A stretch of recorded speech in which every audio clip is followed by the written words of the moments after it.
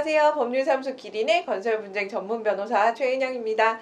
여러분, 오늘은 추가공사대금 성립 요건에 대해서 설명을 드릴 거예요. 도대체 추가공사대금 언제 받을 수 있는 거냐?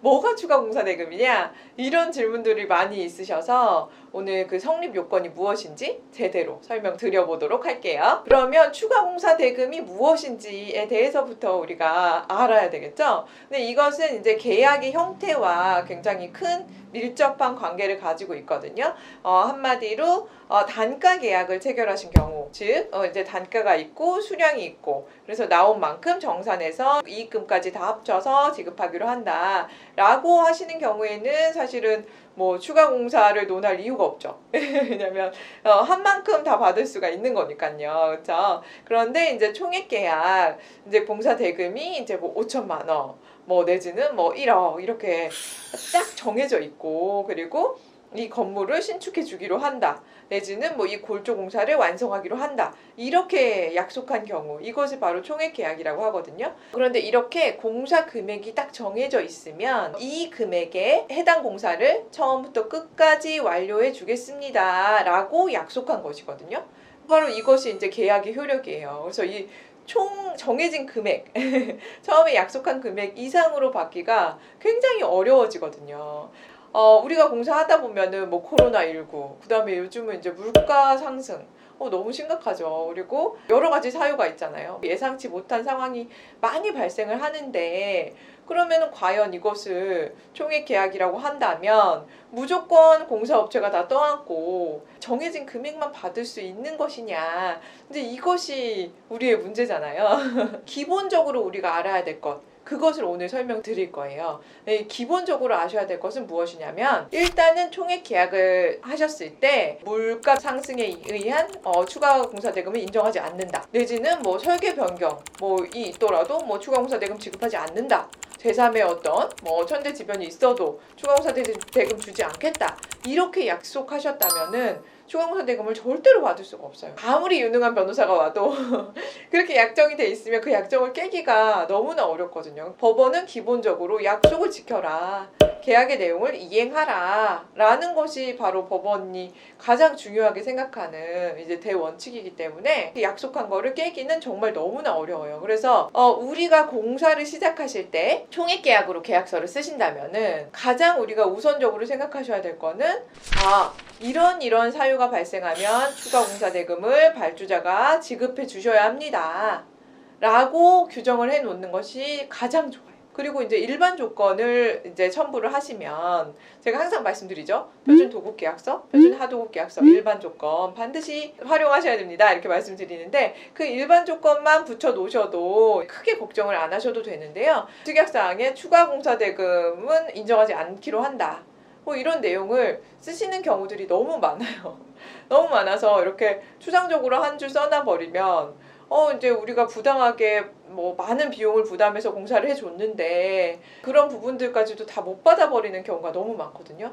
그래서 이제 계약서를 잘 쓰셔야 되고, 특약사항 이런 것들에 추가 공사 대금 받지 않겠습니다라는 내용은 절대 쓰지 않으시고, 그 다음에 이런 경우에 추가 공사 대금을 주기로 한다라는 부분까지 써두시면은 정말 금상첨화다. 이것을 가장 먼저 알려드리고 싶었어요. 총액 계약은 추가 공사비에 대한 약정, 이것이 가장 중요하다라는 것을 가장 먼저 말씀드리고요. 하도사, 이제 수급사업자분들께서는 만약에 하도급법을 적용받으실 수 있다면 법률에서 아예 이제 설계 변경이 있었을 경우에는 추가 공사비 지급해라 라고 규정해 놨기 때문에 그런 부분들은 이제 크게 걱정은 안 하셔도 되는데요. 오히려 우리의 종합건설사 분들께서 일반 조건도 사용하지 않으시고, 그 다음에 이제 추가 공사에 관련된 어떠한 약정도 없다. 그런데 설계 변경 됐다라고 한다면 그 대금을 지급받기가 정말 녹록치가 않거든요.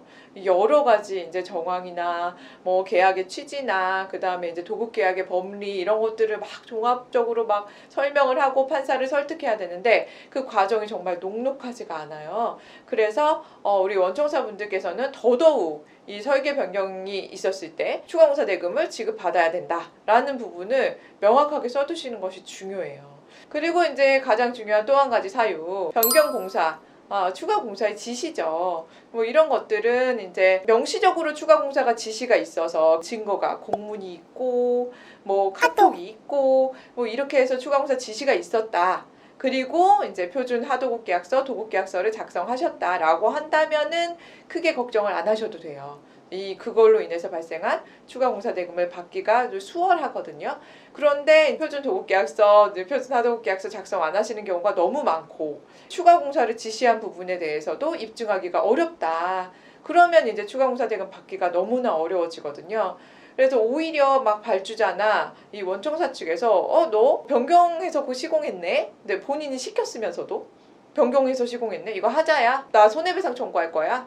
이제 전부 다 하자로 잡을 거야? 이렇게 나오는 경우도 많아요. 너무나 정말 뻔뻔하게 이렇게 나오는 경우도 많기 때문에 정말로 기억해 두셔야 될 것이 표준 도급 계약서, 하도급 계약서 추가 공사 지시가 있다라고 한다면은 무조건 이 추가 공사 이렇게 변경하라는 말씀이시죠?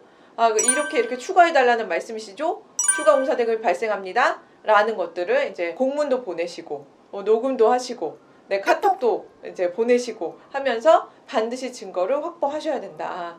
라는 걸 꼭 말씀드리고 싶었어요. 우리는 또 이런 추가 변경 공사의 지시 말고도 한 가지 더 걱정되시는 것이 있죠. 이 내역서랑 다르게 내역서에 없는 부분을 추가로 공사하셨다. 그 부분 다 받을 수 있는 것 아닌가요? 라고 생각을 많이 하시고 또 저한테 질문도 많이 주시는데요. 이 신축 공사 어떤 건물을 하나를 통으로 지어주기로 한 이 신축 공사의 경우에는 이 내역서보다 우선하는 것이 바로 설계 도면이에요. 그래서 내역서에는 표시가 안 돼 있었지만 설계 도면에 반드시 시공해야 되는 부분에 해당이 된다라고 하면은 그 부분에 대해서는 추가 공사 대금 받기가 정말 녹록지가 않다. 좀 어렵다. 이렇게 생각을 하셔야 되고요. 신축 공사가 아니라 뭐 일부 공정에 대한 하도급 계약 이런 계약을 하셨다면은 당연히 내역에 있는 대로 시공하는 것이 기준이고 그것도 마찬가지로 설계 도면에 버젓이 있는데 내역서에 없다고 해서 다 인정되는 것은 전혀 아니고요. 기본적으로 골조 공사를 수행하는데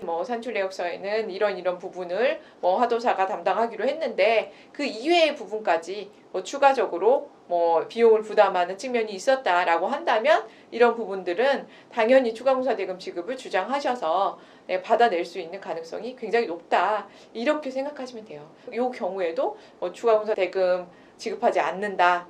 받지 않겠습니다. 이런 약정이 당연히 없어야 되는 거는 기본이다 라고 생각하시면 됩니다. 네, 여러분 오늘 추가공사 대금을 받을 수 있는 기본적인 내용, 추가공사 대금이 성립되는 요건 그것이 무엇인지 거기에 대해서 오늘 설명을 드렸는데요. 오늘 내용도 도움이 되셨다면 좋아요와 구독, 알림 신청 부탁드리고요. 여러분 궁금하신 내용은 댓글이나 그리고 법률사무소 기능 카페 통해서 질문 주시면 제가 또 열심히 답변 드리도록 할게요. 네, 여러분 오늘 영상도 재밌게 봐주셔서 진심으로 감사드립니다. 감사합니다.